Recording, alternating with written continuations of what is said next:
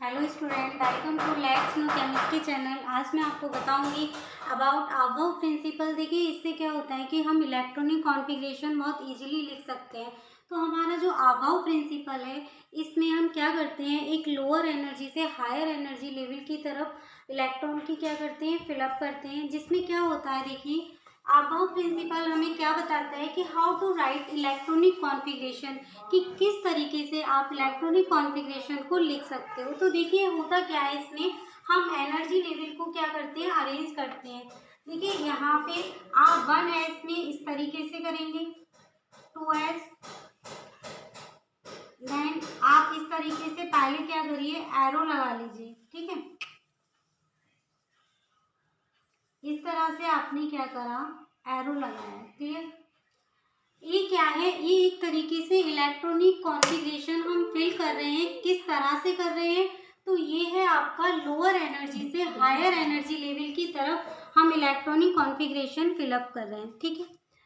होता क्या है कि आप ये एक ऑर्डर है जिसके थ्रू हम इलेक्ट्रॉनिक कॉन्फ़िगरेशन फाइंड आउट कर सकते हैं। कैसे, देखिए जनरली होता क्या है कि आपका ये कहाँ से स्टार्ट हो रहा है, 1s से स्टार्ट हो रहा है। कहाँ से हो रहा है, 1s से।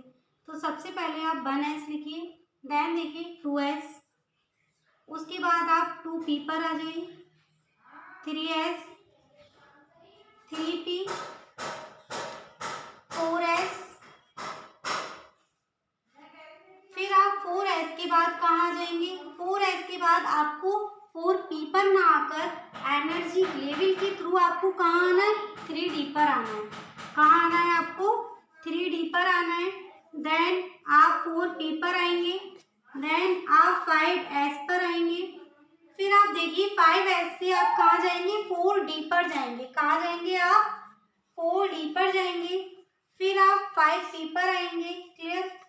देन 6s पर, उसके बाद देखिए 6s पर जाकर आप उसके बाद कहाँ फिल होगा, 4s में इलेक्ट्रॉन फिल होगा। आप देखिए इसके बाद कहाँ फिल होगा, 4s में, देन 5d में, उसके बाद 6p में, देन 7s में, फिर आपका आ जाता है क्या, 5f, 6d, 7p एंड आपका यहाँ पे क्या आ जाएगा, 7p, ठीक है।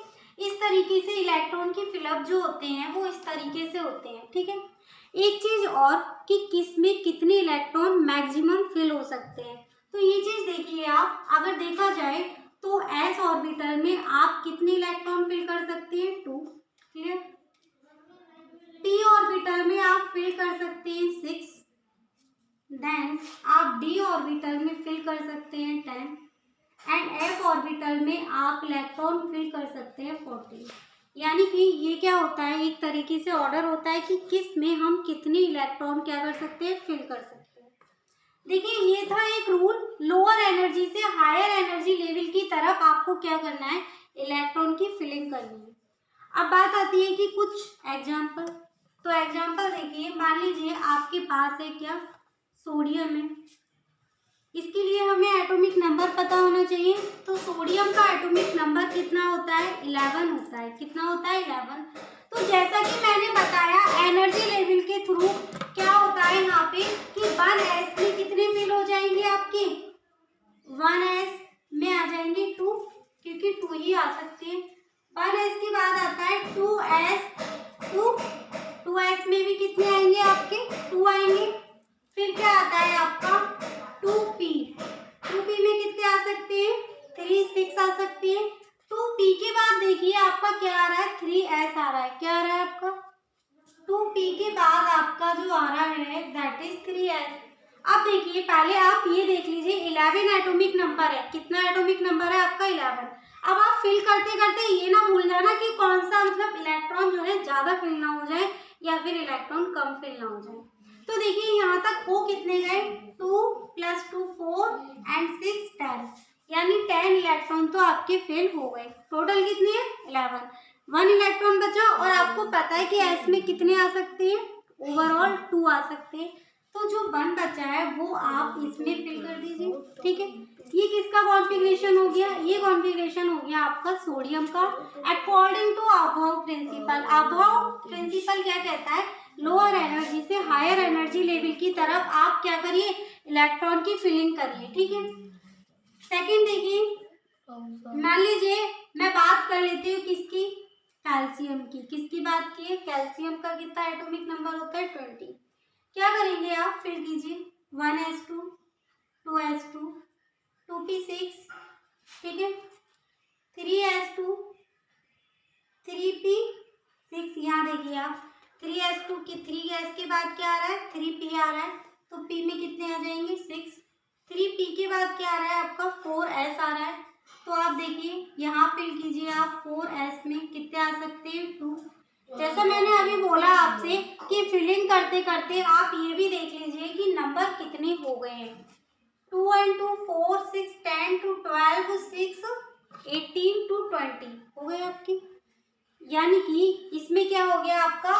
देखो 2 2 4 6 10 to 12 और 6 कितने हो गए? 18। बाकी आपके 2 किस में आ गए?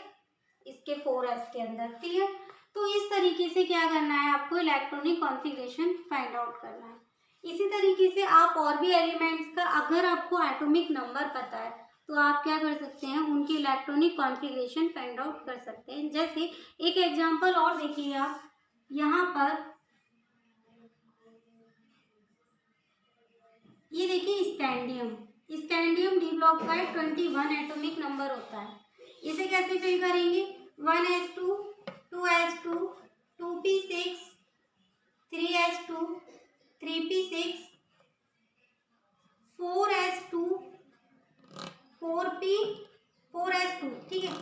यहाँ पे क्या आ गया आपका? 4s2 आ गया। देखो मैं बताती हूँ आपको, 1s2, उसके बाद कहाँ आ गए आप? 2s में आ गए, 2p में आ गए, फिर 3s में, देन 3p में, देन 4s में। अब 4s के बाद क्या आ रहा है? 3d।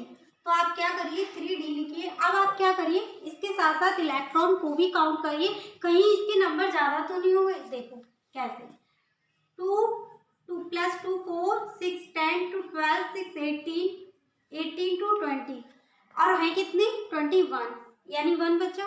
तो जो 1 बचा है उसको आप डी में फिल कर दीजिए।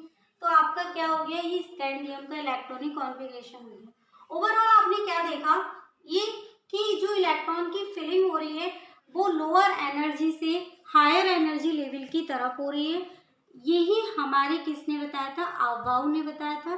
तो इस तरीके से आप क्या कर सकते हैं? यहाँ पे इलेक्ट्रॉनिक कॉन्फ़िगरेशन सच